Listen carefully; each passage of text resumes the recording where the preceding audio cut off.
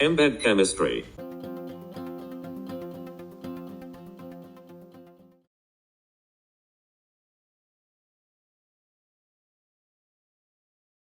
විසි හැවැනි ගාන හරිම ලේසි.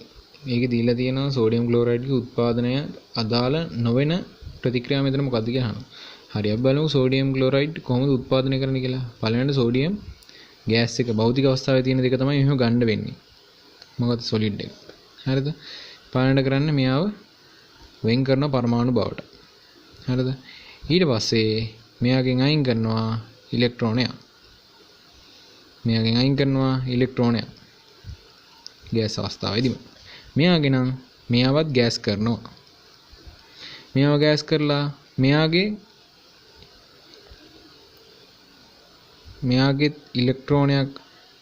ඉලෙක්ට්‍රෝනයක් ලබා දෙනවා. මෙයාගේ ඉලෙක්ට්‍රෝනයක් අයින් කරලා මෙයාව ධන අයනයක් බවට පත් කරගන්නවා.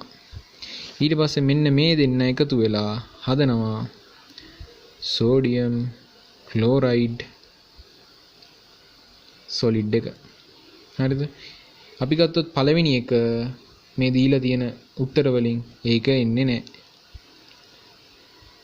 පිළිතුර පළවෙනි එකම බවට පත් වෙනවා. අපි ගත්තොත් දෙවෙනි එක තියෙනවා මෙතන ආව දෙවෙනි එක මේ තියෙන්නේ. තුන්වෙනි එක තියෙනවා මෙතන ආව මේ තියෙන තුන්වෙනි එක. හතරවෙනි එක තියෙනවද? ආව මේ තියෙන හතර. පස්වෙනි එක තියෙනවද මෙතන? ආව මේ තියෙන පහ. ඔක්කොම ටික තියෙනවා. නැත්තේ පළවෙනි එක විතරයි. ඒ කියන්නේ පළවෙනි එක තමයි පිළිතුර වෙන්නේ.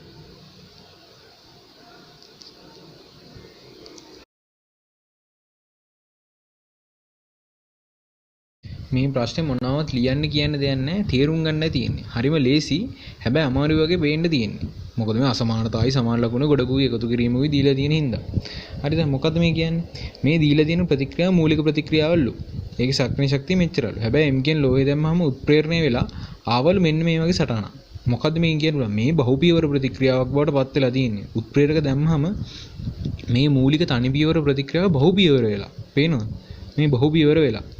හරිද? ඒ කියන්නේ ඒ කොහොම කරත් අපි දන්නවා හැම වෙලාවකම උත්ප්‍රේරකයක් දැම්මොත් වෙන්නේ සක්‍රීය ශක්තිය අඩු නව මාර්ගයක් ඔස්සේ තමයි ප්‍රතික්‍රියාව සිද්ධ වෙන්නේ. හරිද? ඒ කියන්නේ මේ E2 ගේ ශක්තිය උනත් මේ E8ට වඩා අඩුයි. ඒ කියන්නේ මේ හැම ශක්තියක්ම E8ට වඩා අඩුයි. අපි උත්තර තියා බැලුවොත් පළවෙනි උත්තරේ වෙන්න බෑ. දෙවෙනි උත්තරේ කොහොමත් වෙන්න බෑ. සමාන වෙලා තියෙනවා. තුන්වෙනි උත්තරෙත් කොහොමත් වෙන්න බෑ. එහෙම ගත්තොත් හතරවෙනි උත්තරේ තියෙන්නේ. හතරවෙනි උත්තරේ බැලුවොත් කියන්නේ ඒකේ තියෙන්නේ E1 E2 එකතු කිරීම කුඩයිලු සක්‍රීය ශක්තියට වඩා. එහෙම දෙයක් නැහැ. හරිද? එහෙම ප්‍රකාශයක් කරන්න බෑ. හරිද? ඒකත් වැරදි. අපිට ඒතර එනවා නිකම්ම උත්තරේ 5 කියලා. හරිද? පිළිතුරේ 5 කියලා එනවා. නමුත් මේකේ තියෙන ගැටලුව කොහොමද පිළිතුර වහුනේ? හරිද? ඒක අපි අර්ථයෙන් බලමු. සක්‍රීය ශක්තියට වඩා කුඩයි මේ දීලා තියෙන සටහනේ E2 ධන ඩෙල්ටා H1. හරිද? මොකද්ද මේ කියන්නේ? අපි බැලුවොත් මේ එන්තැල්පිය තමයි. ඒ කියන්නේ මේකේ එන්තැල්පි පරාසය වෙනස තමයි මෙතනදී දක්වලා තියෙන්නේ. හරිද? ඒකට මේ ශක්තිය එකතු කරලා තියෙනවා. මේ ප්‍රතික්‍රියාවේ මේ බහුපියවර ප්‍රතික්‍රියාව වෙච්ච එක පියවරකදී. හරිද? ගත්තොත් මේක ඇත්තටම මේ තියෙන සෙමින්ම සිදුවන පියවර. සක්‍රීය ශක්තිය වැඩිම පියවර තමයි සෙමින්ම සිදුවන පියවර. හරිද? ඒක සලකලා තමයි අපිට මෙන්න මේ නිගමනය දක්වන්න පුළුවන්. හරිද? ඒකට අනුව ගත්තොත් අපිට එන්නේ පිළිතුර අංක 5 කියලා.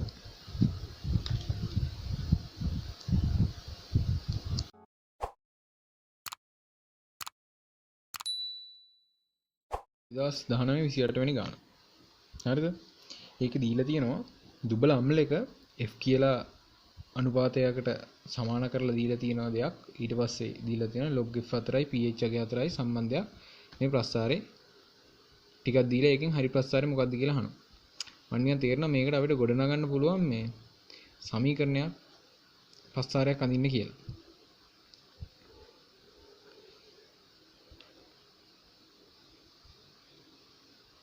හරිද? මම දැන් දල වශයෙන් HA කියලා එක්කෙනෙක්ව ගන්නවා. මට සමීකරණයක් හදා ගන්න ඕනේ හින්දා. මේ වගේ භෞතික තත්ත්ව දාන්න අමතක කරන්න එපා. මොකද මේ භෞතික තත්ත්ව වල ලකුණු දීමක් සිද්ධ කරන්න පුළුවන්. මේ මුළු පදේම ඍණ log අගයකින් වැඩි කරනවා අපි.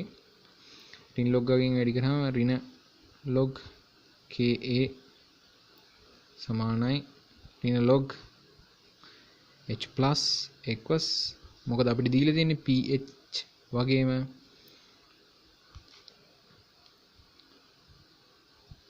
pH වගේම log f අතර අඳින්න කියලා. හරිද?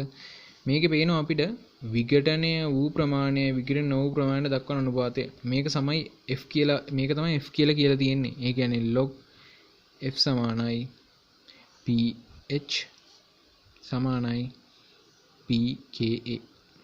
අපි දැක්කා හැම ප්‍රස්ථාරයකම තියෙන්නේ මෙන්න මෙහෙම දෙයක්. මොකද්ද?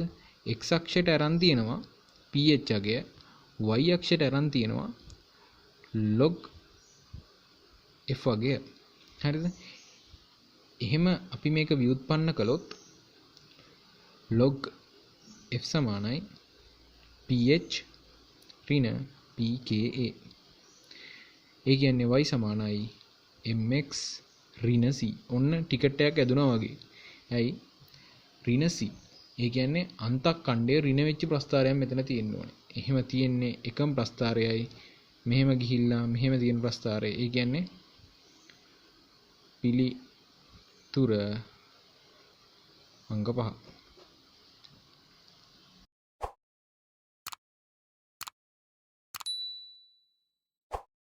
2019 20 වෙනි ප්‍රකාශන ප්‍රශ්නේ. හරිද? මේකේ තියෙන්නේ මොකද්ද? මේකේ දීලා තියෙනවා ප්‍රකාශන ටිකක් බහුවයක ගැන. මේ බහුවයක තියෙන ඉන්ඩස්ට්‍රියල් වල. හරිද? ඒ කියන්නේ කර්මාන්ත රසායන. ඒකේ කියනවා පළවෙනි එක නිවැරදි ප්‍රකාශය අහන්නේ නයිලෝන් ආකලන බහුවයකයක් වේ කියලා. හරිද? නයිලෝන් කියන්නේ ආකලන බහුවයකයක් නෙමෙයි. ආකලන බහුවයක කියලා කියන්නේ යම්කිසි දේවල් දෙකක් බන්ධනයකින් එක් වෙලා නිර්මාණය වෙලා හැදෙන බහුවයකයක්. ඒ කියන්නේ එතිලීන්, PVC, හරිද? පොලිස්ටයිරීන්, හරිද? ඊළඟට මොනවාද මේ තියෙන්නේ? අපි ටෙෆ්ලෝන් කියන්නේ ටෙෆ්ලෝන් තමයි මේ තියෙන්නේ. මොකද PTFE කියන්නේ පොලි ටෙට්‍රා ෆ්ලෝරෝ එතීන්. හරිද? ඒ කියන්නේ නයිලෝන්ස් කියන්නේ ආකලන බහුවයකයක් නෙමෙයි. නයිලෝන් නැති වෙන්නේ නයිලෝන් 66 පෙට්. ඒ කියන්නේ පෙට් කියලා කියන්නේ පොලිඑතිලීන් ටෙරිතලේට්. ඒව අයිති වෙන්නේ සංගණන බහුවයක ගණයට. හරිද? එතකොට පළවෙනි ප්‍රකාශය වැරදි. දෙවෙනි ප්‍රකාශය කියන්නේ ටෙෆ්ලෝන් සංගණන බහුවයක වේ කියලා. අපි දැන් දන්නවා සංගණන බහුවයක කියන්නේ නෙමෙයි ටෙෆ්ලෝන් කියන්නේ.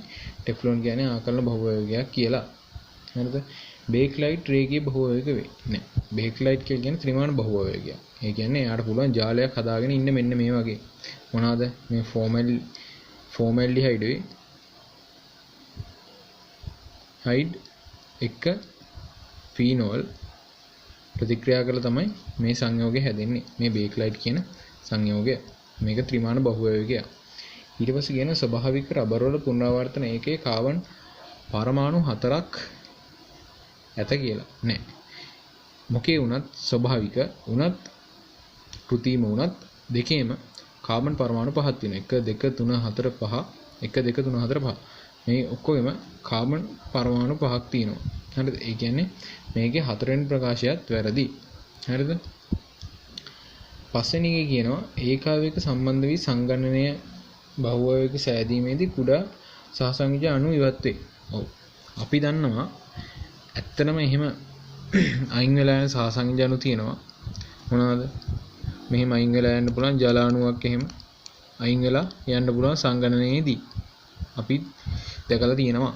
ඒ අණුව මේකේ නිවැරදි ප්‍රකාශය වෙන්නේ පස්වෙනි ප්‍රකාශය. ඒ කියන්නේ පිළිතුර අංක 5 වෙන්න ඕනේ.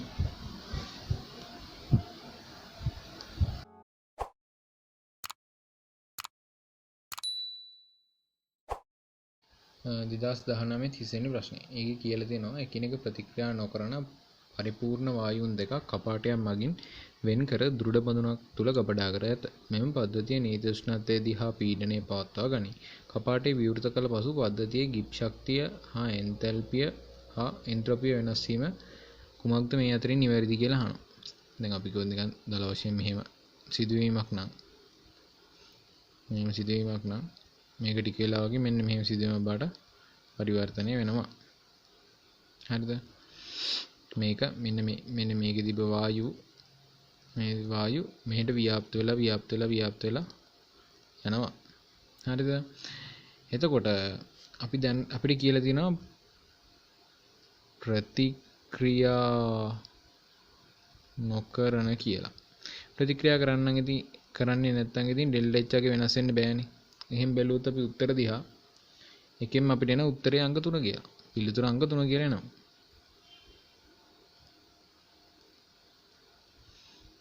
අංක 3 කියලා එනවා. ඒත් අපි පොඩ්ඩක් ඩෙල්ටා G ඩෙල්ටා S වෙනස් වෙන හැටි බලමු.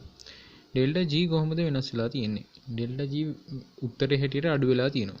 ඩෙල්ටා G අඩු වෙලා තියෙනවා. මොකද්ද මේ ඩෙල්ටා G අඩු වෙලා තියෙනවා කියලා කියන්නේ හේතුව? ඇත්තට කිව්වොත් මේක ඇරියාන් පස්සේ මේ කපාට ඇරියට පස්සේ වායු විසිරලා යන්නේ අහඹු විදිහටනේ. ඒ කියන්නේ වායු ඉබේම විසිරලා යනවා. ඒකින්ද ඩෙල්ටා G යගේ ඒ කියන්නේ ස්වයන් සිද්ධවයි මේ සිද්ධිය සිද්ධ වෙන්නේ. ඒ කියන්නේ කාර්ය බලයක් දෙන්න ඕනේ නැහැ. මෙයා නිකම්ම වායු යන විසිරලා යනවා. ඒකින්ද ඩෙල්ටා G යගේ අඩු වෙනවා. එතකොට ඩෙල්ටා S යගේ වැඩි වෙනවා. ඩෙල්ටා S යගේ වැඩි වෙන්නේ කොහොමද? අහඹුතාව පරිමාව වැඩි වෙනවා කලින් ප්‍රමාණයට වඩා දෙගුණයකින්. එතකොට අණු වලට චලනය වෙන්න තියෙන පරිමාව වැඩි වෙනවා. එතකොට අහඹුතාව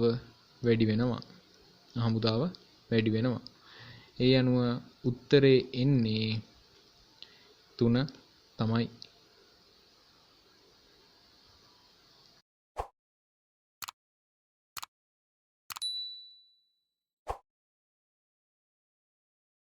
දෙදස් 31 ඒ ප්‍රකාශය ජලයේ උභයගුණීය ලක්ෂණ පෙන්눔 කරයි.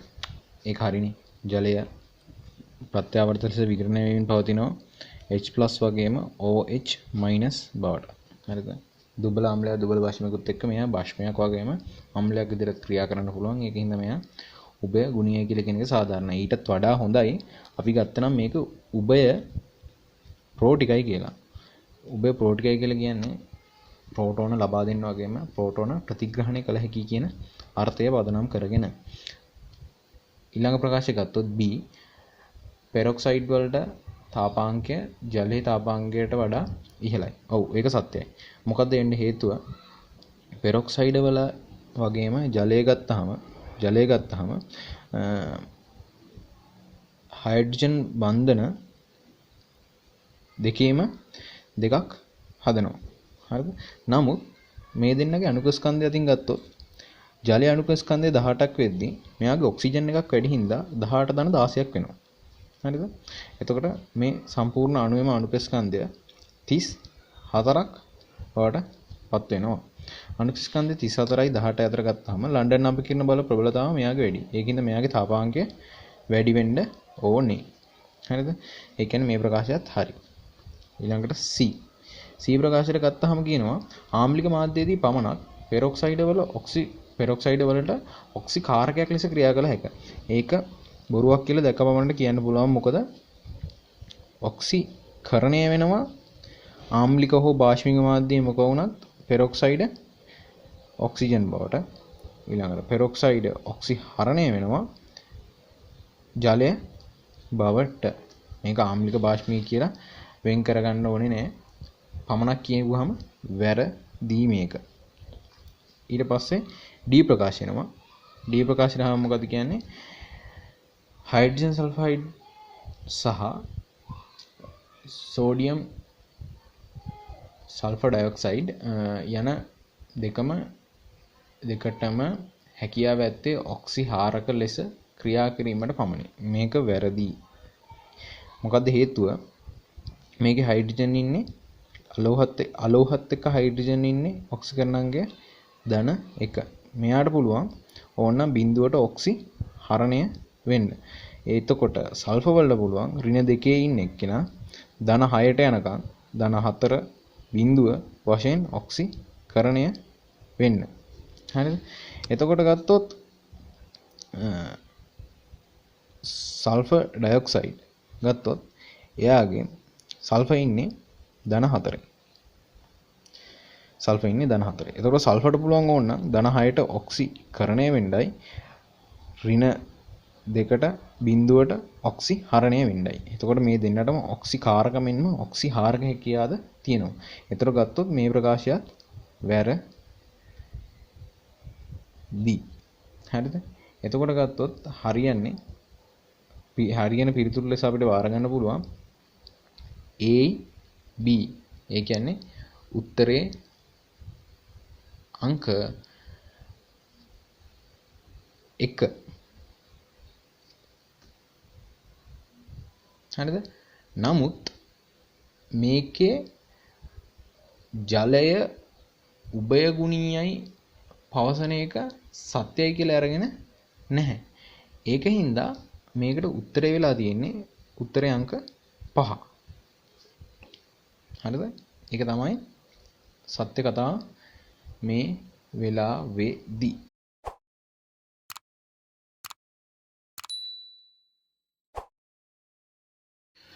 දෙදස් 19 වෙනි ප්‍රශ්නේ. මේක කියනවා හයිඩ්‍රෝකාබන පිළිබඳව පහත් දක්වා ඇති කුමන ප්‍රකාශය නිවැරදි වේද කියලා අහනවා. මේක කියනවා ඒ ප්‍රකාශය සියලුම හයිඩ්‍රෝකාබන වැඩිපුර ඔක්සිජන් සමග සම්පූර්ණයෙන් ප්‍රතික්‍රියා කළ කාබන් ඩයොක්සයිඩ් හා ජලය ලබා දෙයි. මේකට උදාහරණයක් අපි ගත්තොත් මීතේන් වැඩිපුර ඔක්සිජන් එක ප්‍රතික්‍රියා කළ කාබන් ඩයොක්සයිඩ් ජලය ලබා දෙනවා. අපි මේක දන්නවා. මේක සරල තියරි කාරණාවක්. හරිද? B වල කියනවා සියලුම ඇල්කයින ග්‍රීන්හාර්ඩ් ප්‍රතිකාරයක සමග ක්‍රියා කර ඇල්කයිල් මැග්නීසියම් හේලයිඩ් ලබා දෙයි. ඒක ගත්තොත් ඒකේ වෙන්නේ අග්‍රස්ත ඇල්කයින වල විතරයි මේ ප්‍රතික්‍රියාව සිද්ධ වෙන්නේ ග්‍රීන්හාර්ඩ් එක්ක. නැතිනම් අනිත් කිසිදු ඇල්කයිනයක් එහෙම ප්‍රතික්‍රියා කරන්නේ නැහැ. පේනවනේ මෙහෙම තමයි ප්‍රතික්‍රියාව සිද්ධ වෙන්නේ. ඊළඟට C ප්‍රකාශය, ඒ කියන්නේ මේක වැරදි. C ප්‍රකාශය කියනවා අතු බෙදුණු ඇල්කේනයක තාපාංකයේ එම සාපේක්ෂ අනුකුස්කන්ධෙම ඇති අතු නොබෙදුණු ඇල්කේනයක තාපාංකයට වඩා වැඩිය. උදාහරණයක් ගත්තොත් මෙන්න මේක ගමු. මේකේ අතු බෙදුණු එක තමයි මේ ඇඳලා තියෙන්නේ මම. දැන් අනුකුස්කන්ධය සමානයි කියලා කියන්නේ මේ දෙන්නක ඉන්න කාබන් සංඛ්‍යාව හයිඩ්‍රජන් සංඛ්‍යාව සමානයිනේ. දැන් ගණනය කළ බැලුවොත් මේ දෙන්නක සාපේක්ෂ අනුකුස්කන්ධ සමානයි. ඒ කියන්නේ මේගොල්ලන්ගේ තාපාංක කියන්නේ ලන්ඩන් අපි කියන බල සමානයි. හැබැයි තාපාංක වැඩි වෙනවා මෙන්න මෙයාගේ. ඒකට හේතුව දැන් මේකේ අතු බෙදෙන හින්දා පෘෂ්ඨික ශ්‍රේෂ්ඨ බලය වැඩි වෙනවා. එතකොට අණු අතර ආකර්ෂණ බල අඩු වෙනවා. අණු අතර අන්තරාණුක ආකර්ෂණ බල අඩු වෙන්න මේකේ තාපාංකය අඩු වෙනවා. හැබැයි මෙයාගේ පෘෂ්ඨික ශ්‍රේෂ්ඨ බලය ගොඩක් උඩයි. ඒ කියන්නේ අණු ළඟ ළඟ හැසිරලා තියෙනවා. ඒකින්ද අන්තර් අණුක බල ආකර්ෂණ බල වැඩි. ඒකින්ද තාපාංකය වැඩි වෙනවා මෙයාගේ. ඒකින්ද මේ ප්‍රකාශය වැරදි. D හරි සරල ප්‍රකාශයක් තියෙන්නේ කිසිදු හයිඩ්‍රෝකාබනයක් ජලයේ සෝඩියම් හයිඩ්‍රොක්සයිඩ් ජලීය සෝඩියම් හයිඩ්‍රොක්සයිඩ් සමග ප්‍රතික්‍රියා නොකරයි. හරිනේ. නිර්ද්‍රව්‍ය සංයෝගකී තමයි හයිඩ්‍රෝකාබන කියලා කියන්නේ. ඒකින්ද කිසිදු හයිඩ්‍රෝකාබනයක් සෝඩියම් හයිඩ්‍රොක්සයිඩ් වගේ ප්‍රබල අම්ලයක් එක්ක ප්‍රතික්‍රියා කරන තරම් හැකියාවක් නැහැ. ඒකින්ද D ප්‍රකාශය නිවැරදි. ඒ අනුව B C දෙක වැරදි. A D දෙකම හරි. එහෙනම් උත්තරය අංක 4 වෙන්න ඕනේ. ඒ කියන්නේ පිළිතුර අංක 4.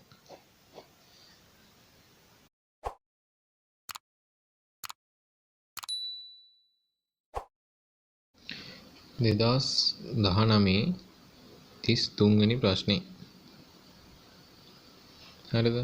මේක කියන්නේ තාප අවශෝෂක ප්‍රතික්‍රියාවක් නියත උෂ්ණත්වයේදී හා පීඩනයේදී සංසිද්ධව සිදුවේ නම් ඒ කිවල කියනවා එන්තැල්පිය අඩුවේ ඊට පස්සේ කියනවා පද්ධතියේ එන්ට්‍රොපිය වැඩි වේ ඊට පස්සේ පද්ධතියේ එන්තැල්පිය වැඩි වේ ඊට පස්සේ කියනවා පද්ධතියේ එන්ට්‍රොපි වෙනසක් සිද්ධ වෙන්නේ නැහැ කියලා. අපි දන්නවා ඉතින් ඩෙල්ටා G ඍණ වෙන අවස්ථාවක තමයි ප්‍රතික්‍රියාවක් ස්වයං සිද්ධ වෙන්නේ. නැත්තම් ප්‍රතික්‍රියාවක් ස්වයං සිද්ධ වෙන්නේ නැහැ ඩෙල්ටා G ධනාගයක් නම්. ඊට පස්සේ කියනවා මේක තාප අවශෝෂකයි. අපි දන්නවා තාප අවශෝෂක ප්‍රතික්‍රියාවක් කියලා කියන්නේ ඩෙල්ටා H ධන වෙන ප්‍රතික්‍රියාවක්. ඩෙල්ටා H ඍණ නම් තාපදායකයි. හරිද? ඒ කියන්නේ අපිට පුළුවන් උත්තරේ C එන්තැල්පිය වැඩි වේ කියන එක කියන්න. හරිද? ඊට පස්සේ ඩෙල්ටා S හොයාගන්න ඕනේ. ඩෙල්ටා S හොයාගන්න නම් අපිට ඩෙල්ටා G සමීකරණය පාවිච්චි කරන්න වෙනවා. ඩෙල්ටා G සමානයි ඩෙල්ටා H ඍණ T delta S. Delta G කියලා කියන්නේ ඍණාගයක්. ඩෙල්ටා H කියන්නේ ධනාගයක්. ඍණ ධන අපි ඩෙල්ටා S අගය දන්නේ නැහැ. මම උපකල්පනය කරනවා ඩෙල්ටා S අගය ධනාගයක් කියලා. ධන නම් මේක ධනයි මේ ධන ලකුණ ඍණෙන් වැඩි වුණාම මෙතන ආයි ඍණයි.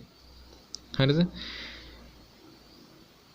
මේ ධනයි මේ ඍණයි සුළු වෙලා එන උත්තරේ ඍණ උත්තරයක් වෙන්න නම් මේකේ ඍණාගේ වැඩි වෙන්න ඕනේ මේකට සාපේක්ෂව.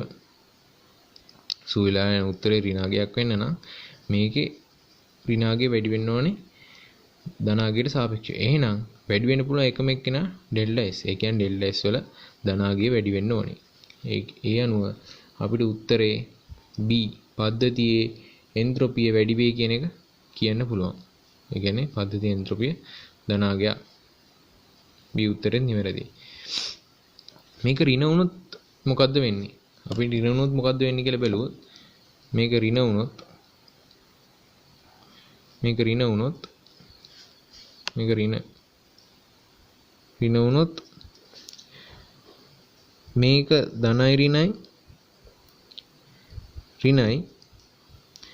ධනයි ඍණයි මෙතන ධන වෙනවා. ඔන්න වැඩේ කේස්. එතකොට එහෙම වෙන්න බෑ. එහෙනම් පිළිතුර C B නිවැරදිනේ. පිළිතුර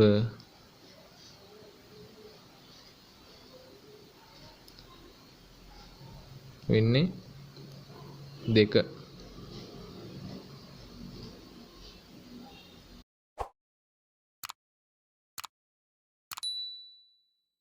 දෙදස් 34 වෙනි ප්‍රශ්නය. ඒකේ කියනවා ලෝහ අයන ඒවායේ ජලීය ද්‍රාවණ වල H2S යැවීමෙන් අවක්ෂේප කිරීම සම්බන්ධයෙන් පහත සඳහන් කුමන ප්‍රකාශය නිවැරදි වේද කියලා අහනවා. හරිද? H2SC පීඩනය අඩු කරන විට සල්ෆයිඩ් අයන සාන්ද්‍රණය වැඩි වේ කියලා කියනවා. හරිද? අපි දන්නවා වායුවක් ජලයේ දියවීම තාපදායක ප්‍රතික්‍රියාවක්. හරිද? ඒ වගේම දැන් මෙතනදී මේ දියවෙන අපි දන්නවා පරිපූර්ණ වායුවක් වුණත් අඩු පීඩන වැඩි උෂ්ණත්වවලදී වායුව ද්‍රවීකරණයකට ලක් වෙනවා. ඒ වගේම ඒ කියන්නේ මේක වායු කලාපයෙන් බැහැර වෙලා යනවා. ඒ වගේ තමයි H2S උත් වායු කලාපයෙන් බැහැර වෙලා යන්න මෙයාගේ ආපසු ප්‍රතික්‍රියාව දිරිමත් වෙලා H2S ජලයේ දියවීම අඩු වෙනවා. H2S ජලයේ දියවීම අඩු වෙනවා කියන්නේ ලැබෙන සල්ෆයිඩ් සාන්ද්‍රණයත් අඩු වෙනවා. ඒ කියන්නේ ඒ ප්‍රකාශය වැරදි. B ප්‍රකාශය කියනවා උෂ්ණත්වය වැඩි කරන විට සල්ෆයිඩ් අයන සාන්ද්‍රණය අඩු වේ. අපි බලමු. උෂ්ණත්වය වැඩි කරන විට සල්ෆයිඩ් අයන සාන්ද්‍රණය අඩු වේ කියලා කියනවා.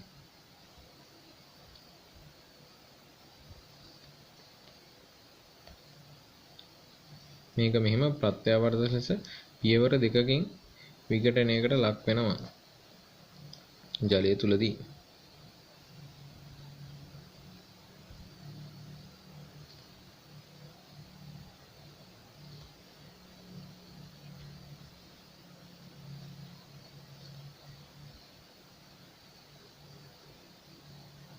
හරි. මේකේ ඉදිරි ප්‍රතික්‍රියාව තාපදායකයි. හරිද? තාපදායකයි කියන්නේ උෂ්ණත්වය වැඩි කරන විට මෙයා ලේජර්ලිය මූලධර්මයට අනුව දිරිමත් කරන්නේ තාප අවශෝෂක ප්‍රතික්‍රියාව, පසු ප්‍රතික්‍රියාව. ඒ කියන්නේ මෙයා පසු ප්‍රතික්‍රියාව දිරිමත් කරනවා කියන්නේ මෙයා අඩු වෙනවා.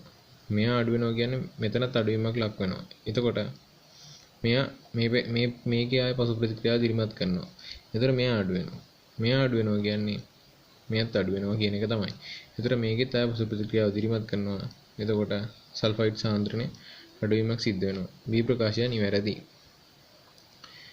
ද්‍රාවණයේ සෝඩියම් සල්ෆේට් එකතු කිරීමේදී ද්‍රාවණයේ H2S විඝටනය අඩු කරයි. අපි දන්නවා පොදු අයන ආචරණයට අනුව මෙයා මෙහෙම දිය කරාම කරාට පස්සේ වැඩිපුර සල්ෆයිඩ් සාන්ද්‍රණයක් එකතු වෙනවා. මේ වැඩිපුර සල්ෆයිඩ් වැඩි වෙන්න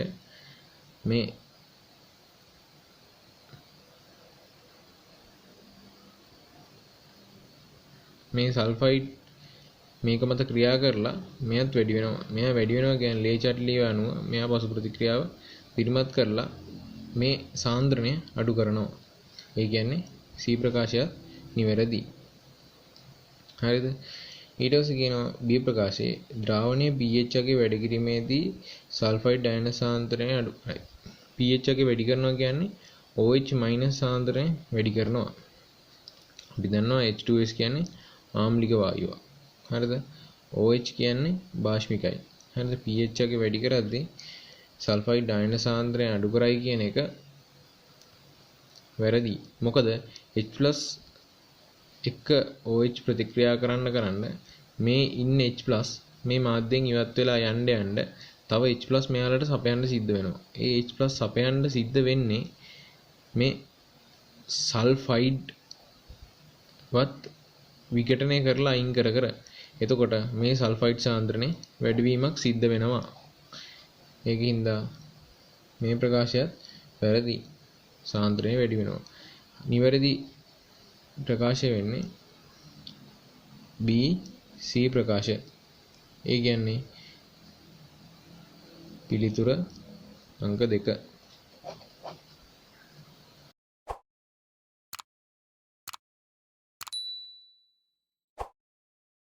දෙදස් 19 35 වෙනි ප්‍රශ්නේ.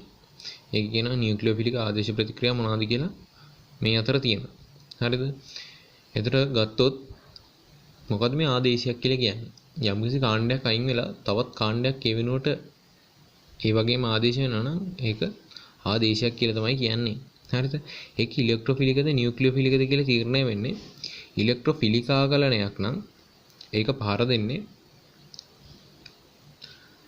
ඉලෙක්ට්‍රෝන ඝනත්වය වැඩි ස්ථානයකට. නියුක්ලියෝෆයිලයක් නම් ඒක ඝනත්වය ඉලෙක්ට්‍රෝන ඝනත්වය අඩු ස්ථානවලයි පහර දෙන්නේ. මේ ඉලෙක්ට්‍රෝන ඝනත්වය වැඩි ස්ථානවල පහර දෙන ඉලෙක්ට්‍රෝෆයිල. මේ තියෙන ඉලෙක්ට්‍රෝන ඝනත්වය අඩු ස්ථානවල පහර දෙන නියුක්ලියෝෆයිල. ඒ වගේම නියුක්ලියෝෆයිල ගණනට අපිට ඈත් වෙනවා තවත් එකසර කාණ්ඩ තියෙනවා නම් ඒවත් නියුක්ලියෝෆයිල කියලා අපිට සලකන්න පුළුවන්. අපි දැන් ප්‍රශ්නෙට ගියොත් ඒවල කියන්නේ ඇල්ඩිහයිඩ් එකට HCN දාලා තියෙනවා. ඒකෙදි අපිට ඇවිල්ලා තියෙනවා OH එකක් සම්බන්ධ CN එකක් සම්බන්ධයි පිළිතුරක්. හරිද? ඒ ප්‍රතික්‍රියාවේ හැටියට ප්‍රතික්‍රියාවේ ඵලයක් විදිහට. හරිද? ඇත්තට ගත්තොත් මේක ආදේශයක් නෙමෙයි. මේක ආකලනයක්. ඒකින්ද මේක වැරදි. හරිද? B C ප්‍රකාශ දෙකේම මම මේ දක්වලා තියෙන හැට OH එක Cl වලටත් Cl එක OH වලටත් මාරු වෙලා තියෙනවා. ඒ කියන්නේ දෙවෙනි ප්‍රකාශයේ PCl3 දැම්මහම Cl එකක් ඇවිල්ලා තියෙන OH වෙනුවට තුන්වෙනි එකේ Cl වෙනුවට සෝඩියම් හයිඩ්‍රොක්සයිඩ් දැම්මහම OH එකක් ඇවිල්ලා තියෙනවා. මේ දෙකම නියුක්ලියෝෆිලික ආදේශ ප්‍රතික්‍රියා. හරිද? නමුත් D වල තියෙන්නේ මුක්ත කාණ්ඩක ප්‍රතික්‍රියාව. අපි දන්නවා ඒකට සූර්ය ශක්තිය හමුවේ මුක්ත කාණ්ඩක හදාද වියෝජනය වී ප්‍රතික්‍රියාව සිද්ධ වෙන එක තමයි මුක්ත කාණ්ඩක ප්‍රතික්‍රියාව කියලා කියන්නේ. ඒ අනුව B C උත්තර දෙක නිවැරදි. ඒ කියන්නේ පිළිතුර අංක 2. මේක සාමාන්‍ය මේ ප්‍රශ්නයක් විසඳද්දී අපිට සාමාන්‍ය ලේසියෙන් MCQ ගන්න ගොඩක් කටේ මේව පැටලෙනවා. ඉලෙක්ට්‍රොෆිලික ආකලන, නියුක්ලියෝෆිලික ආකලන කියන කතා සාමාන්‍ය පැටලෙනවා. හරිද? මේව මතක තියාගන්න ටිකක් පහසු බොහෝ දුරට නිරවද්ද සටහනක් තියෙනවා. මේක ගොඩක් දුරට MCQ වලට වැදගත් වෙයි. හරිද? ඇල්කීන ඇල්කයින ඉලෙක්ට්‍රොෆිලික ආකලන ප්‍රතික්‍රියා සිදු කරනවා. බෙන්සීන් ඉලෙක්ට්‍රොෆිලික ආදේශ ප්‍රතික්‍රියා සිදු කරනවා. එතකොට ඇල්ඩිහයිඩ් කාණ්ඩ, කාබොක්සිලික් අම්ල, කීටෝන කාණ්ඩ, ඊතර මේ ඔක්කොම නියුක්ලියෝෆිලික ආකලන ප්‍රතික්‍රියා සිදු කරනවා. හරිද? එතකොට ඔයිල් ක්ලෝරයිඩ්, OH කාණ්ඩ, Cl කාණ්ඩ නියුක්ලියෝෆිලික ආදේශ ප්‍රතික්‍රියා සිදු කරනවා. මේක දැනන් ඉදීමෙන් ගොඩක් දුරට MCQ වලට පහසුවක් වෙනවා. ඔයගොල්ලන්ට MCQ විසඳද්දී ගොඩක් දුරට මේක උපයෝගී කරගන්න පුළුවන් වෙයි.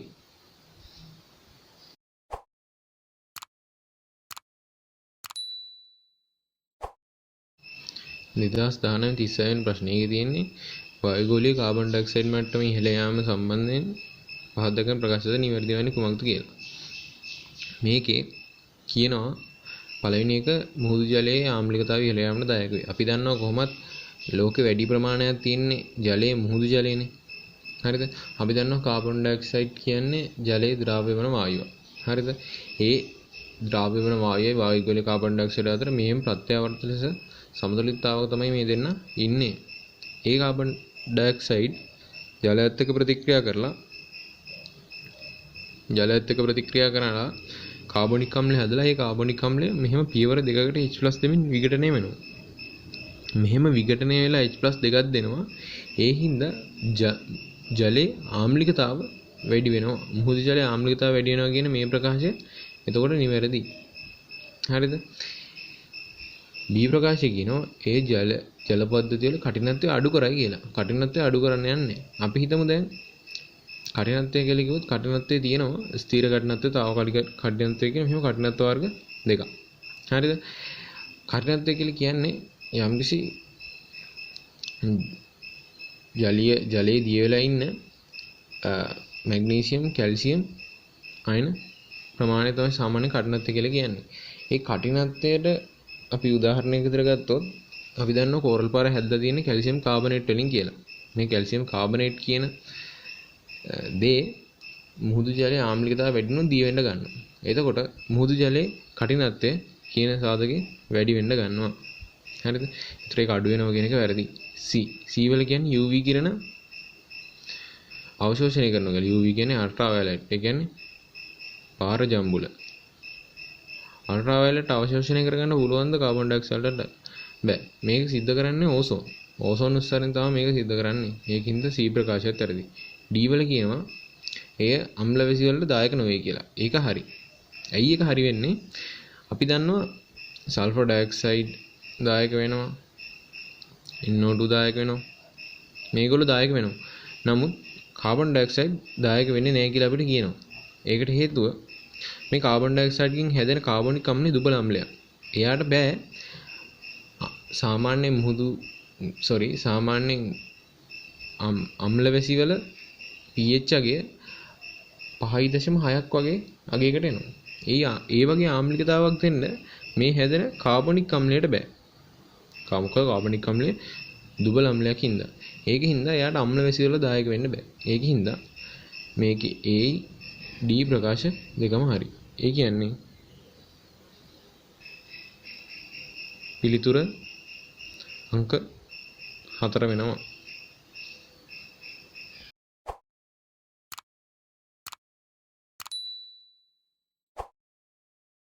නිදහස් 1937 වෙනි ප්‍රශ්නය. ඒක කියනවා නීගුණයේ මූලද්‍රව්‍ය සම්බන්ධයෙන් පහදගෙන කෝණු ප්‍රකාශය නිවැරදිද කියලා. ඒකේ පළවෙනිට A වල කියනවා 3D ගුණයේ මූලද්‍රව්‍ය අතරින් ඉහළම පළමු අයනීකරණ ශක්තියක් සින්ක් වලට ඇත. හරිනේ. ඉතින් සින්ක් කැමති නැහැනේ තමන් මෙච්චර හොඳ ස්ථායි වින්‍යාසයකින්දී කාට හරි ඉලෙක්ට්‍රෝනයක් දීලා තමන්ගේ මේ ස්ථායි ගතිය නැති කරගන්න. ඒකින්ද එයා අකමැති ඉලෙක්ට්‍රෝනයක් පිට කරන්නේ. ඒකින්ද එයාගේ පළවෙනි අයනීකරණ ශක්තිය ගොඩක් ඉහළ අගයකට යනවා. D ගත්තොත් D වල කියන ප්‍රධාන කාණ්ඩය කියන්නේ S සහ P ගොනු වල බොහෝ මූලද්‍රව්‍ය අයනමින් නොව D ගොනුවේ ලෝහායන උච්ච වායු වින්‍යාසයට ලබා දෙන්නේ කලාතුරකිනි. ඒක හරි. මොකද S ගොනුවේ ගත්තොත් නම් හැමෝම ධන දෙක ධන එක වගේ අවස්ථාවලට ගිහිල්ලා උච්ච වායු වින්‍යාසවල ළඟා වෙනවා. ඒතර P ගොනුවේ මූලද්‍රව්‍ය ගත්තොත් ඒවා ඍණ ලෙස. ඒ කියන්නේ මේ වගේ ඍණ දෙක ඍණ එක වගේ අවස්ථාවල ගිහිල්ලා උච්ච වායු වින්‍යාස ලබා දෙනවා. නමුත් D ගොනු ස්කැන්ඩියම්යි ටයිටේනියම් වල ධන 3යි ධන 4යි විතරයි එහෙම උච්ච වායු වින්‍යාස වල ළඟා වෙන්නේ. අනිත් ඒවා ගත්තොත් බහුතරයක්. ඒ කියන්නේ ක්‍රෝමියම් ධන 3, මැංගනස් ධන 2, නිකල් ධන 2, නිකල් ධන 4, යකඩ ධන 2, යකඩ ධන 3, කොබෝල්ට් ධන 2, කොබෝල්ට් ධන 3, යකඩ කොපර් ධන 1, කොපර් ධන 2, සින්ක් ධන 2 වගේ අවස්ථාවලදී එහෙම එකක්වත් යන්නේ නැහැ මේ උච්ච වායු වින්‍යාස වලට. එකකින් හොඳටම පැහැදිලි වෙනවා කලාතුරකින් තමයි දෙන්නේ කියලා. ඒ කියන්නේ B ප්‍රකාශය හරි. C ගත්තොත් C වල කියන්නේ D ගණුවේ මූලද්‍රව්‍ය විද්‍යුත් ඍණතාව අනුරූපව S ගණුවේ මූලද්‍රව්‍ය විද්‍යුත් ඍණතාවන්ට වඩා වැඩි නමුත් ඒවායේ පරමාණු අරයන් S ගණුවේ මූලද්‍රව්‍ය වල පරමාණු අරයන්ට වඩා කුඩා වේ. ඒක හරි. පරමාණු අරය ගත්තොත් යම්කිසි ආවර්තයක වම ඉඳන් දකුණ යද්දී පරමාණු කාර්යය අඩු වෙන එක ඇත්ත. හරිද? නමුත් විද්‍යුත් ඍණතාව අඩුයි S ගණුවට සාපේක්ෂව. ඒකට හේතුව නිවාරක ආචලනය. ඒ කියන්නේ නිවාරක ආචලනය කියලා කියන්නේ අභ්‍යන්තර ශක්ති මට්ටම් වල ඉලෙක්ට්‍රෝන පිරෙන්න එක ප්‍රබල ලෙස ක්‍රියාත්මක කරන මේ D ගණුව. හරිද? ඒ කියන්නේ අභ්‍යන්තර ශක්ති මට්ටම් වල ඉලෙක්ට්‍රෝන පිරෙද්දී බාහිර ශක්ති මට්ටම් වල තියෙන ඉලෙක්ට්‍රෝන විකර්ෂණය වෙන්න ගන්නවා. ඉතින් මෙයාට පුළුවන් මේ බාහිර ශක්ති මට්ටම් වල තියෙන ඉලෙක්ට්‍රෝනත් මෙයාම විකර්ෂණය කරද්දී පිටින් තව ඉලෙක්ට්‍රෝනයක් මෙයාට ඇදලා ගන්න. ඒක ටිකක් අමාරුයි. ඒකින්ද D ගණුවේ විද්‍යුත් ඍණතාව S ගණුවේ විද්‍යුත් ඍණතාවට වඩා අඩු වෙනවා. ඒකින්ද C ප්‍රකාශයත් නිවැරදි. D ගත්තොත් D වල කියන්නේ අවර්ණ සංයෝග සාධන D ගණුවේ මූලද්‍රව්‍ය වෙන ටයිටේනියම් සහ සින්ක්. ටයිටේනියමයි සින්කුයි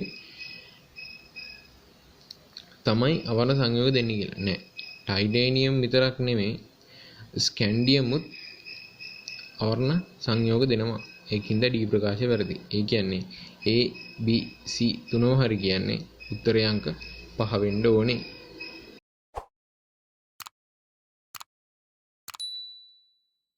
නිදහස් 19 38 වෙනි ප්‍රශ්නේ. මේක දීලා තියෙන්නේ සන්තෘප්ත වාෂ්ප පීඩනයේ A not B not වෙන. ඒ කියන්නේ මේක සන්තෘප්ත වාෂ්ප පීඩනය සමාන නැහැ. ඔන්න වැදගත් தත්ත්වයක් දීලා තියෙනවා. ඊට පස්සේ කියනවා A සහ B වාෂ්පශීලී ද්‍රව පරිපූර්ණ ද්‍රවණයක් සාදයි. ඔන්න පරිපූර්ණ ද්‍රවණයකින්ද ඒකත් ප්‍රශ්නයක් නෑ. අපේ ගණනය කිරීම වලදී භාවිතා කරනවා නම් සමීකරණ වලට. එතකොට සංවෘත බඳුනේ A සහ B ද්‍රවයන් හි මිශ්‍රණයක් ඒවයි වාෂ්ප කලාපය සමග සමතුලිතව ඇත. බඳුනේ පරිමාණය වැඩි කර එම උෂ්ණත්වයේදීම සමතුලිතතාව නැවත ස්ථාපිත වූ පසු පහත් සඳ කුමන ප්‍රකාශ නිවැරදි වේද? අපි දැන් කතාව තේරුම් කරගමු. මේක කියන්නේ මේ උත්තර ටික ඔක්කොම කියවලා බලුවොත් කියන්නේ ද්‍රව කලාපයේ වාෂ්ප කලාපයේ සංයුතිය ගැන වෙනසක් ගැන අහන්නේ. හරිද? අපි දන්නවා අනිවාර්යෙන් මේකේ වාෂ්ප වෙන්න ඕනේ. ඒ කියන්නේ අනිවාර්යෙන් යම්කිසි ද්‍රව පරිමාවක් වාෂ්ප වෙන්න ඕනේ දෙවෙනි අවස්ථාවේදී. ඇයි හේතුව? පරිමාව දෙගුණයක් කරලා තියෙනවා. පරිමාව දෙගුණයක් කරාම තිබ්බ පීඩනය අඩකට අඩු වෙනවා අතන උඩ.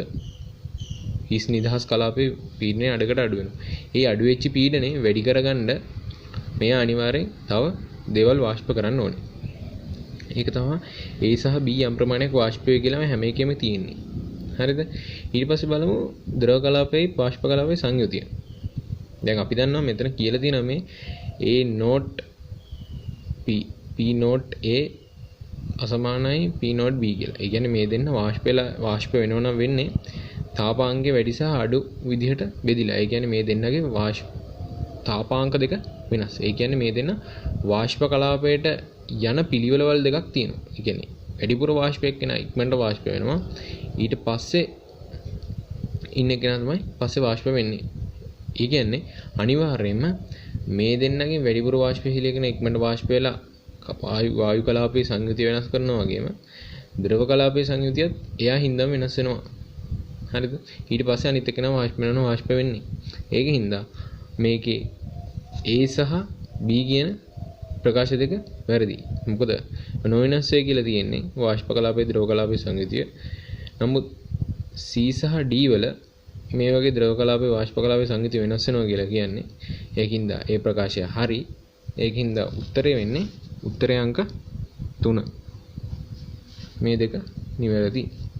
සංයුතියින් වෙනස් වෙන්න ඕනේ අනිවාර්යයෙන්ම.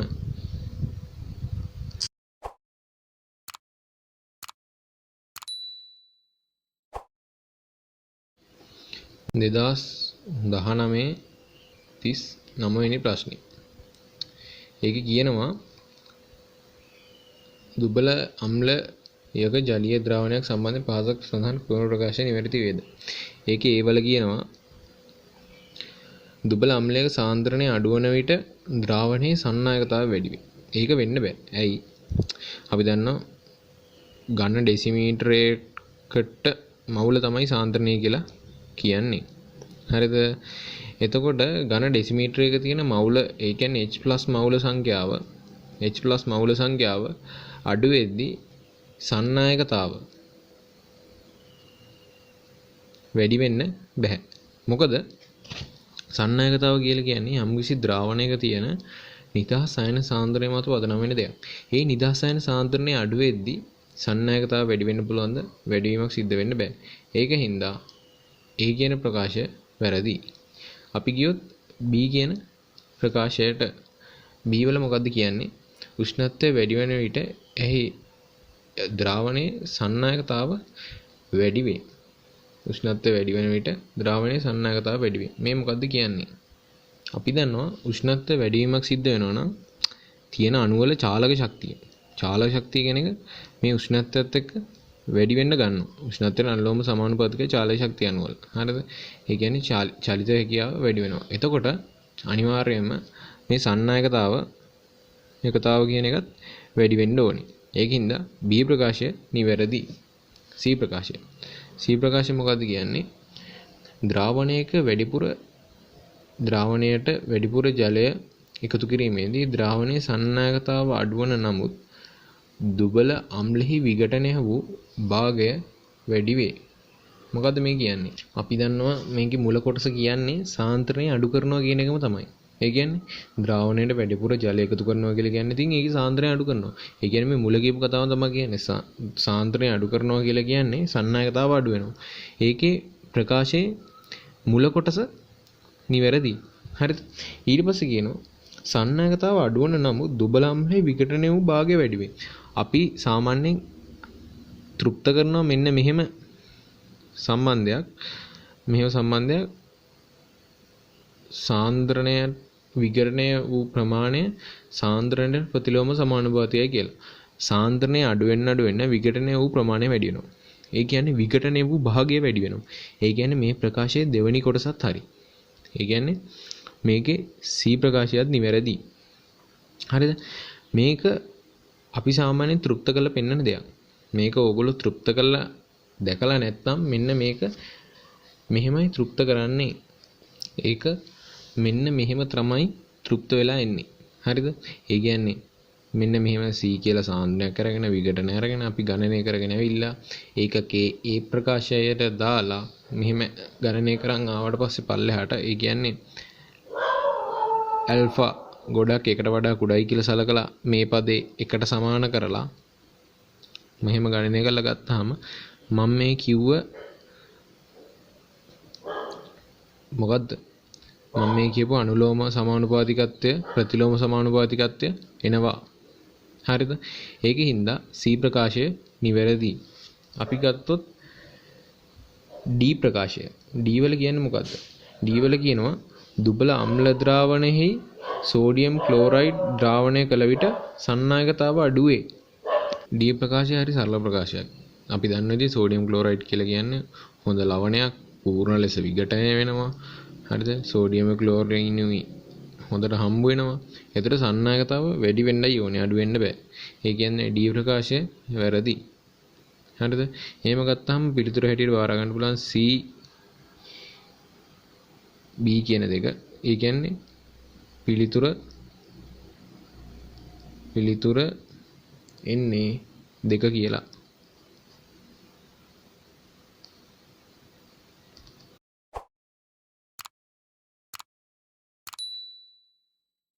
දෙදස් 19 40 වෙනි ප්‍රශ්නය. මේ කියන දේ ඒ කියන සංයෝගයක් සම්බන්ධයෙන් දැක්වෙන නිවැරදි ප්‍රකාශ මොනවාද කියලා අහන්න. මේ මොනවා කරන්නත් මේ දීලා තියෙන සංයෝගේ පේන්න බෑ තියෙන ආදේශ කාණ්ඩ ප්‍රධාන ක්‍රියාකාරී කාණ්ඩ ද්විත්ව බන්ධන ත්‍රිත්ව බන්ධන හරියට පේන්න නැද ගන්න බෑ. මම දැන් එහෙම තමයි මේ අදගෙන තියෙන්නේ. ඒ කියනවා පළවෙනි එක A ජ්‍යාමිතික සමයකතාව පෙන්නයි B ප්‍රකාශ සමයකතාව නොපෙන්වයි A පිරිමිඩියන් ක්ලෝරෝක්‍රෝමේට් PCC සමග ප්‍රතික්‍රියා කිරීමෙන් ලැබෙන ඵල ප්‍රකාශ සමයකතාව පෙන්වයි A පිරිමිඩියන් ක්ලෝරෝක්‍රෝමේට් සමග ප්‍රතික්‍රියා කිරීමෙන් ලැබෙන ඵලය ජ්‍යාමිතික සමයකතාව නොපෙන්වයි. හරිද? මේ ඔක්කොම දැනගන්න අපි දැනගන්න ඕන ප්‍රකාශයි ජ්‍යාමිතිකයි කියලා කියන්නේ මොකක්ද කියන එක සම්බන්ධයෙන්. හරිද? අපි සමයකතාව ගැන කතා කරද්දී අපිට පුළුවන් මෙන්න මෙහෙම chart එකක් අඳින්න. මෙන්න මේ වගේ chart එකක් අඳින්න පුළුවන්. හරිද? මේකේ තියෙන සමාවේගත ගැන. හරිද? මොකද්ද? ත්‍රිමාන සහ ව්‍යුහ කියලා සමාවේග වර්ග දෙකක් තියෙනවා. ඒකෙනුත් පාර ත්‍රිමාන කියලා එකක් තියෙනවා. ප්‍රකාශ කියලා එකක් තියෙනවා. ත්‍රිමාන සමාවේග වල. ව්‍යුහ වල තියෙනවා දාම සමාවේග, ක්‍රියාකාරී සමාවේග, ඊළඟට මොකද්ද? ස්ථානීය. හරිද? ඒතර එහෙම මේ සමයක වර්ග තුනකුත් තියෙනවා. අපිට මේ දැන් වැදගත් වෙන්නේ මේ සමයක වර්ග දෙක. ජ්‍යාමිතික කියලා කියන්නේ මොකද්ද? ජ්‍යාමිතික වල මේ දෙන්න එකිනෙකට සමාන වෙන්න බෑ. හරිද? ඒ කියන්නේ මේ දෙන්න එකිනෙකට සමාන වෙන්න බෑ. නමුත් මේ දෙන්න සමාන වුණු ප්‍රශ්නයක් නැහැ. ප්‍රකාශවල ප්‍රතිරූප කියලා කියන්නේ ඒව තලද්‍රවිත ආලෝකයෙන් යවුවට පස්සේ එයාට එයාගෙම ස්වභාවයේ තියෙන එකමත් එක තියන්න බැරි සමාවේගයක් තමයි එන්නේ. ඒ කියන්නේ එයාගේ කාබන්ට කාණ්ඩ එකිනෙකින් වෙනස් කාණ්ඩ 4ක් සම්බන්ධ වෙලා තියෙනවා. හරිද? අපි ගත්තොත් මේකේ ජ්‍යාමිතික සමයකතාව පෙන්වනවාද කියලා බලුවොත් මේක පැහැදිලිවම ජ්‍යාමිතික සමයකතාව පෙන්වනවා. ඒ කියන්නේ මේකේ A ප්‍රකාශය නිවැරදි. හරිද? B ප්‍රකාශය ගත්තොත් කියනවා ප්‍රකාශ සමයකතාව නොපෙන්වයි. හරිනේ? ප්‍රකාශ සමයකතාව නොපෙන්වනවාද කියලා බලමු. මෙයාගේ මෙන්න මෙතන ප්‍රකාශ සමයකතාව පෙන්වනවා. මේ මෙතන එකම කාබන්ට වෙනස් කාණ්ඩ 4ක් තියෙනවා. ඒකින්ද මේ ප්‍රකාශය වැරදි. හරිද? ඊළඟට අපි ගත්තොත් C ප්‍රකාශය. C වල කියනවා PCC දැම්මට පස්සේ ඵලය ප්‍රකාශ සමයකතාව පෙන්වයි කියලා. PCC දානවා කියලා කියන්නේ මෙයාව ඒ කියන්නේ ඕල් කාණ්ඩය ඔක්සිකරණයකට ලක් කරනවා. ඔක්සිකරණය කරාට පස්සේ මෙයා නැති වෙලා මෙතන එනවා මෙහෙම ඔක්සිජන් එකක්. හරිද? එතකොට ඒක ප්‍රකාශ සමයකතාව පෙන්වයි කියලා කියනවා. දැන් මෙයාට කවුරුත් නැහැ ප්‍රකාශ සමයකතාව පෙන්වන්න. ඒකින්ද මේ ප්‍රකාශය වැරදි. මොකද ප්‍රකාශ සමයකතාව මෙන්න මෙතනනේ. ඒකින්ද දැන් ඒක පෙන්වන්නේ නැහැ. පෙන්වනවා කියන එක වැරදි. එතකොට D ප්‍රකාශය කියනවා D ප්‍රකාශ කියන්නේ PCCත් එක්ක ක්‍රියා කිරීම ලැබෙන එක ජ්‍යාමිතික සමයකතාව පෙන්වන්නේ නෑලු. හරිනේ. මේ කාණ්ඩ දෙක දැන් සමාන වෙලා. ඒ කියන්නේ මම මේ කියපු නීතියට එකඟ වෙලා. ඒ කියන්නේ මේ දෙක සමාන වෙලා කියන්නේ ඒක වෙන්න බැරි දෙයක්. ඒක වෙලා තියෙනවා කියන්නේ එහෙම ජ්‍යාමිතික සමයකතාව පෙන්වන්නේ නෑ කියන්නේ A සහ D කියන ප්‍රකාශ දෙකම හරි. එතකොට අපිට A D හරි කියලා කියන්නේ පිළිතුර උත්තරේ අංක 4 කියලා ගන්න පුළුවන්.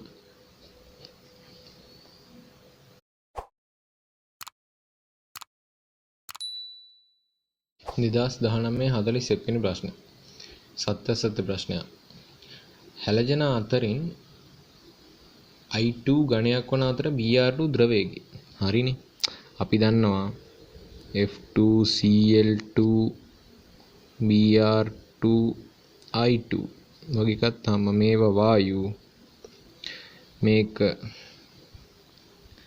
ද්‍රව මේක ඝන කියලා. හරිද? මේකට හේතුව පල්ලෙහාට යන්න අණුක ස්කන්ධය වැඩි වේ. හරිද? ලන්ඩන් අපකිරණ බල වැඩි වෙනවා. හරිද? එතකොට ද්‍රවාංක තාපාංක ඉහළ යනවා. හරිද? ඒකින්ද මෙන්න මේ වගේ විචලනයක් පෙන්වුම් කරනවා. කියනවා දෙවෙනියට අණුක පෘෂ්ඨික වර්ගඵලයේ වැඩි වීමත් සමග ලන්ඩන් අපිකරණ බල වඩා ප්‍රබල වේ. හරිනේ. මං කිව්ව කතාව තමයි ඉතින් කියන්නේ. එක දෙවෙනි ප්‍රකාශය මගින් පැහැදිලි කරනවා. එතකොට උත්තරේ එන්නේ අංක 1.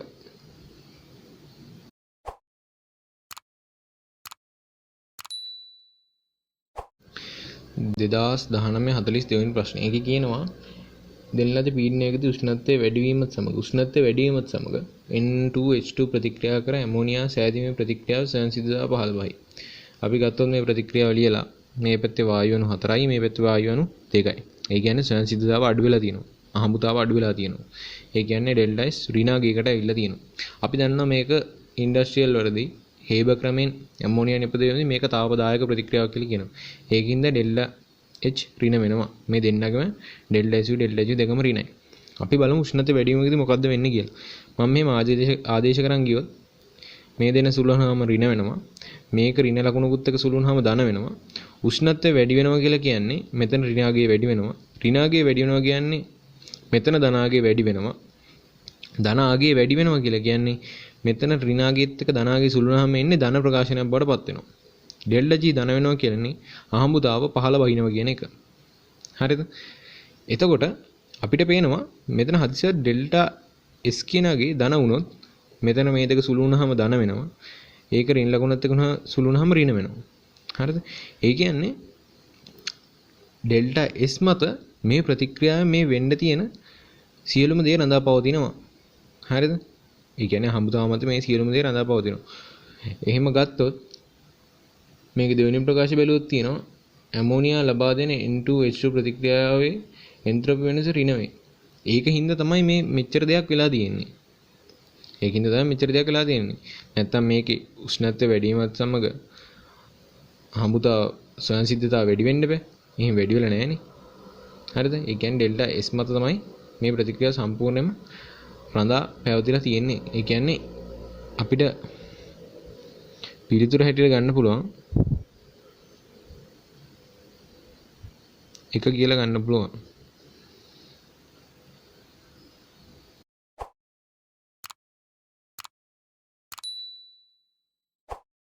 දෙදස් 19 43 වෙනි ප්‍රශ්න.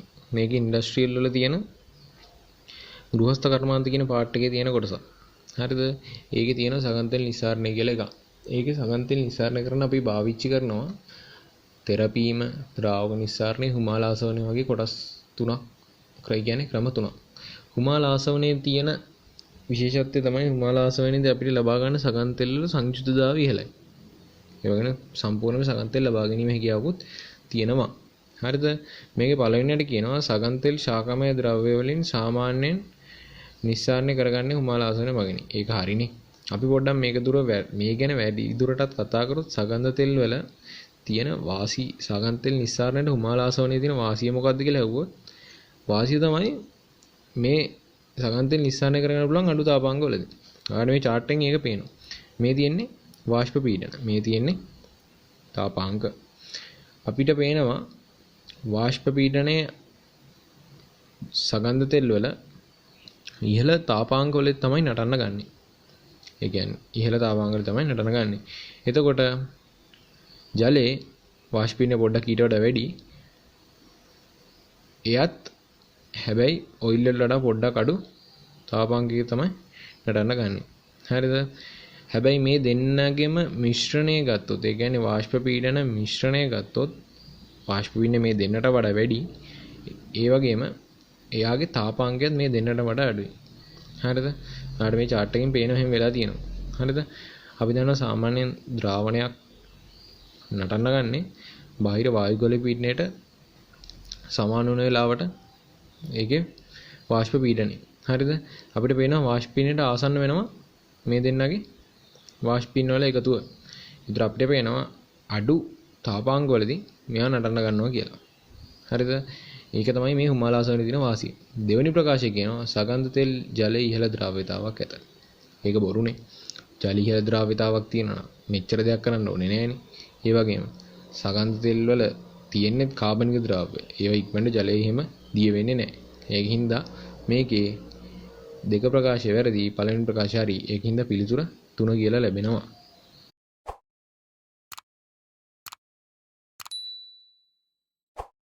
දෙදස් 1944 ඒකේ කියනවා සංසිද්ධ ප්‍රතික්‍රියාවක් සඳහා තත්ත්වයේ කුමක් වුවද සෑම විටම ඍණ ගිබ් ශක්තිය වෙනසක් ඇත කියලා. අපි දන්න සාමාන්‍ය ගිබ් ශක්තිය ඍණ නම් ඒක සංසිද්ධයි කියලා. නමුත් ගිබ් ශක්තිය සමානයි බිඳුව වුණත් මේ ප්‍රතික්‍රියාව සංසිද්ධයි. මම කොහොමද එහෙම කියන්නේ?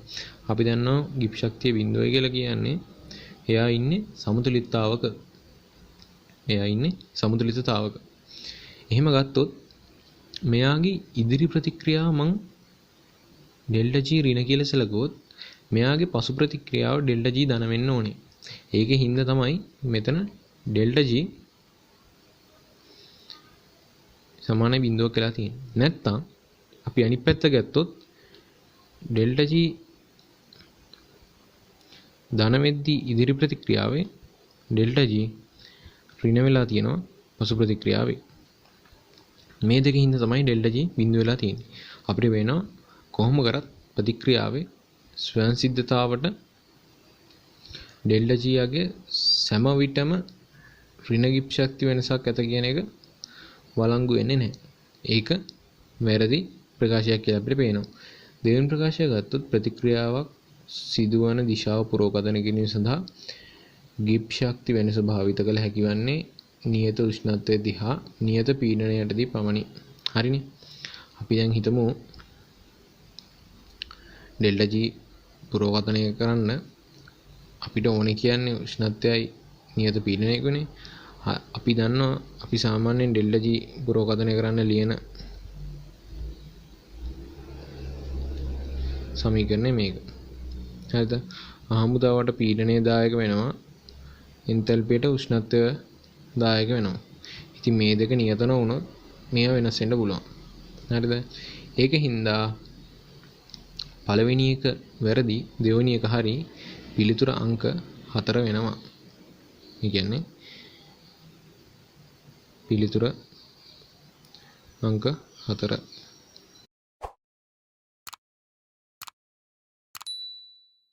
නිදහස් 19 45 වෙනි ප්‍රශ්නේ. මේ කියනවා 1 බියුටනෝලුයි මෙතනෝලුයි ගත්තාම බියුටනෝල්හි ජලයේ ද්‍රව්‍යතාව මෙතනෝල්හි ජලයේ ද්‍රව්‍යතාවට වඩා අඩුයි. ඔව් ඒක හරි. ඇයි ඒක හරි වෙන්නේ? මේ දෙන්නම OH කාණ්ඩ තියෙනවා. ඒ කියන්නේ විද්‍යුත් ඍණ පරමාණුවකට හයිඩ්‍රජන් සම්බන්ධ වෙලා තියෙනවා. මෙයා ජලීය කලාපය තුළදී හයිඩ්‍රජන් බන්ධන හදාගෙන දිය වෙනවා. එකිනෙක අතර හයිඩ්‍රජන් බන්ධන හදාගෙන දිය වෙනවා.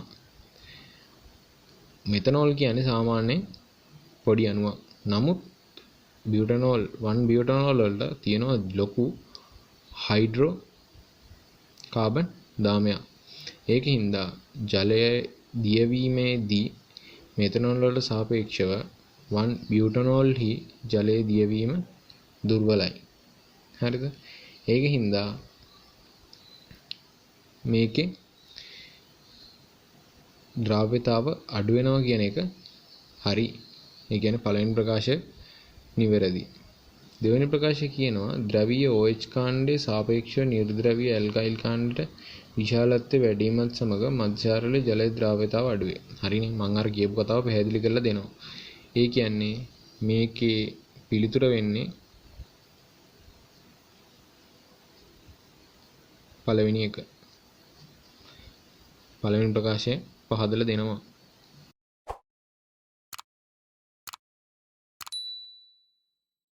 නිදහස් 19 46 වෙනි ප්‍රශ්නේ. ප්‍රතික්‍රියාව දීලා අහනවා මේක නියුක්ලියෝෆිලික ආකලන ප්‍රතික්‍රියාවක් කියලා කියනවා.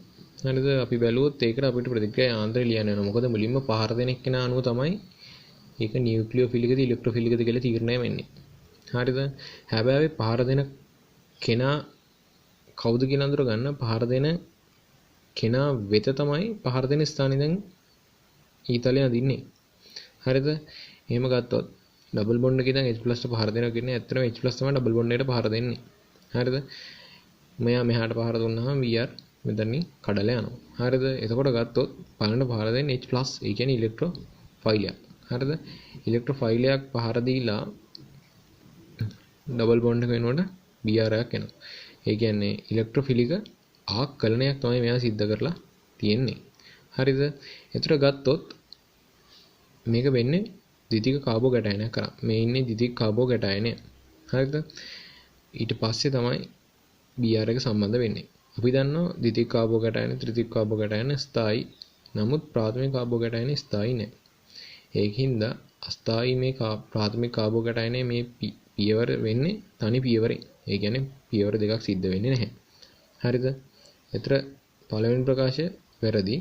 දෙවෙනි ප්‍රකාශය කියනවා ද්විතීක කාබෝ කැටයනයක් ප්‍රතික්‍රියා අතරමැදියක් ලෙස පහත් දක්වන ප්‍රතික්‍රියාවේදී සෑදේ.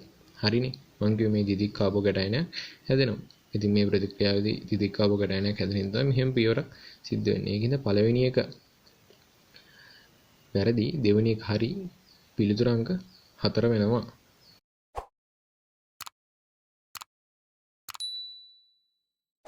දෙදස් 1947 වෙනි ප්‍රශ්නේ.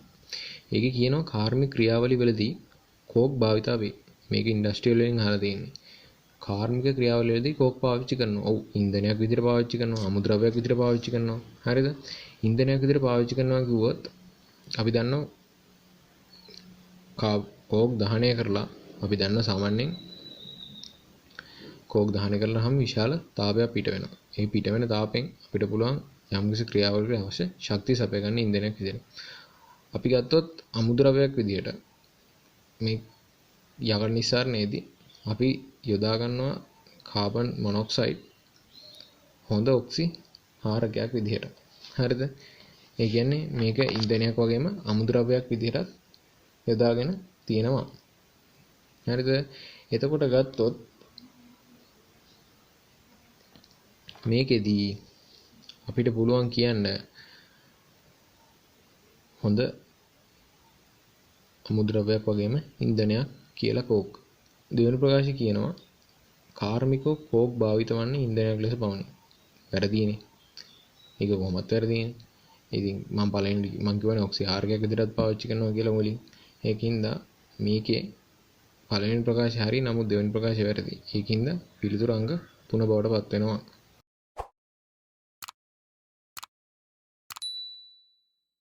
දෙදස් 1948 වෙනි ප්‍රශ්නේ.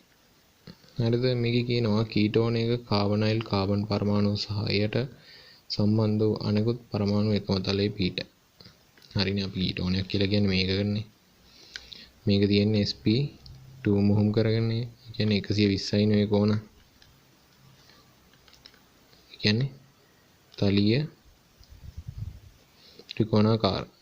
මේකින්ද එකම තලයක පීඨනවා කියන කතාව හරි. කීටෝනයක කාබනයිල් කාබන් පරමාණු sp2 මුහුම් කරනකට භාජනය වේද? ඒකත් හරි ඉතින්. එතකොට ඒක පහදලා දෙනවා. උත්තරේ අංක 1 බවට පත් වෙනවා.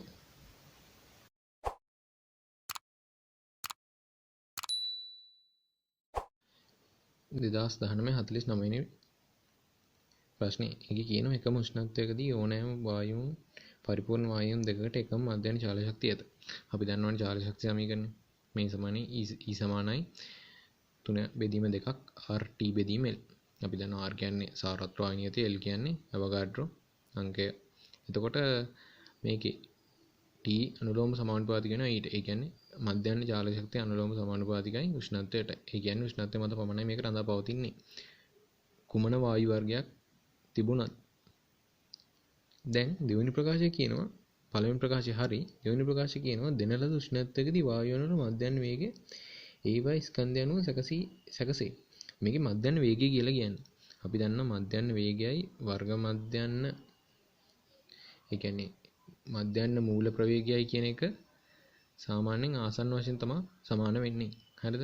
ඒක ප්‍රශ්නයක් නෑ මධ්‍යන වේගය කියලා තිබ්බට. හරිද? එතකොට මධ්‍යන වේගය වේගය ඒවායේ ස්කන්ධය අනු 100ද.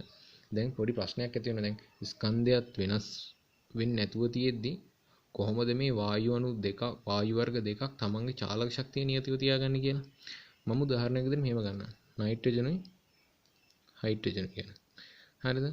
මේ නයිට්‍රජන් වායුව හයිඩ්‍රජන් වායුව ගත්තොත් ස්කන්ධය වැඩි හයිඩ්‍රජන් වායුව අණු අඩු වේග වලින් ගමන් කරනවා. හරිද?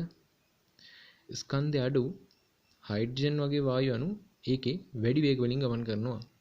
එහෙම තමයි මේ පද්ධතිය තුල නියත උෂ්ණත්වයේදී වෙනස් වායු වර්ග දෙකක් තමන්ගේ චාලක ශක්තිය නියතව තියාගන්නේ. හරිද? ඒ අනුව අපිට පේනවා පළවෙනි ප්‍රකාශය දෙවෙනි ප්‍රකාශය පැහැදිලි කරලා දෙනවා කියලා. ඒ කියන්නේ පළවෙනි ප්‍රකාශය පැහැදිලි කරලා දෙනවා මේ තියෙන දෙවෙනි ප්‍රකාශයේ කතාව. හරිද? ඒ අනුව අපිට ගන්න පුළුවන් පිළිතුර 1 කියලා.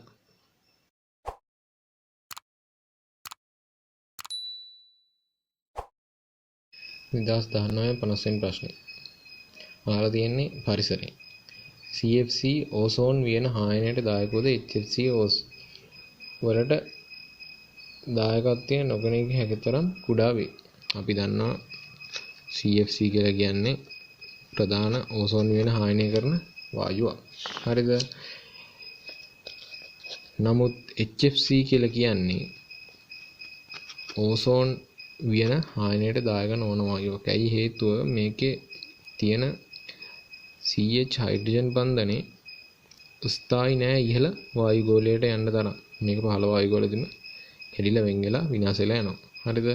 නමුත් CFC වල තියෙන HFCl වගේ බන්ධන ගොඩක් ස්ථායි. ඒකින්ද මේ බන්ධන වල කිසි හානියක් වෙන්නේ නැහැ. මේගොල්ලෝ උඩට ගිහිල්ලා ක්ලෝරින් මුක්ත කණ්ඩක හදලා මේ ඕසෝන්ගේ ක්‍රියාවලියට හානි කරනවා. හරිද? ඒකින්ද පළවෙනි ප්‍රකාශය නිවැරදි. ඉහළ වායු ගෝලයේ ළඟා වීමට පෙර HF සම්පූර්ණ වියෝජනයට ලක් වේ. හරිද? ඔව් ඒක තමයි හරි කතාව. ඒ කියන්නේ හරියටම කිව්වොත් මෙයා ඉහළ වායු ගෝලයට යන්න කලින් වියෝජනයේ ලක් වෙන හින්දා තමයි මෙයාට ඕසෝන් ස්තරය ෂෙයා කරන්න බැරි වෙන්නේ. හරිද? හරි උත්තරේ පිළිතුර 1. හරිද? ඒ කියන්නේ හරියටම පහදලා දෙනවා. නමුත් 2019 සිලබස් එකේ මේ HF ගැන හරි පැහැදිලි කිරීමක් තිබිලා නැහැ. තිබ්බේ නැහැ. හරිද? ඒකින්ද මේ ප්‍රශ්නෙට ඒ අවුරුදු තීරණය කරා ඕල් දෙන්න ඕනි කියලා.